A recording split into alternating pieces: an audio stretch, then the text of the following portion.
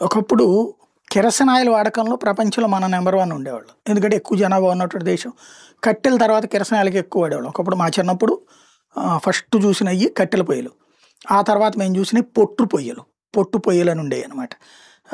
ఒక చిన్న చుట్టూత ఇది ఉండేది రౌండ్‌గా. దాంట్లో మధ్యలో రోకలి బండ పెట్టి దాని చుట్టూ పొట్టు కూర్చాలి.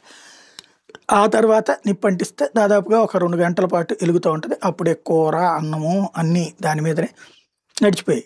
ఆ తర్వాతన అది మొత్తం తీసుకెళ్ళి బయటేసేసి మళ్ళీ పొట్టు అనేటువంటిది అదంతా బూడిద ఉంటది. ఆ బూడిద బయటపడేసి మళ్ళీ రెండో రోజున పొట్టుకే అనేటువంటిది అప్పట్లో మేము వాడినయి అయ్యి. ముందు కట్టెల పొయ్యి వాడాం, పొట్టు పొయ్యి వాడాం, ఆ తర్వాత కిరసనాయిల్ స్టవ్ వాడాం, ఆ తర్వాత గ్యాస్ స్టవ్ వాడాం. ఇవాల్టి రోజుల్లో ఎలక్ట్రిక్ కూడా చూస్తున్నాం. ఇవన్నీ మా తరంలోనే చూసాం. అంతకుముందు వాళ్ళకైతే ఉట్టి కట్టెల పొయ్యిలో చూసినటువంటి వాళ్ళు ఉన్నారు.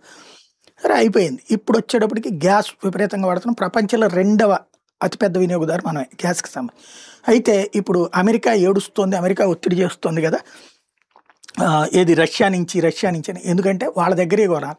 వాళ్ళ దగ్గర ఆయిల్ రేట్ ఎక్కువ. అందుకని మనం రష్యా దగ్గర నుంచి కొంటాం. ఇప్పుడు మా దగ్గర కూడా కొనాలంటది. ఎక్కువ కొని మేమేం చేసుకోవాలంటాం మనం. అయితే గ్యాస్ అన్నా కొనుక్కోండి అంటే ఇప్పుడు గ్యాస్ కొనడం బిగిన్ చేసాం. తాజాగా అమెరికా నుంచి వంట గ్యాస్‌కి సంబంధించి ఒప్పందం చేసుకుంది భారత్.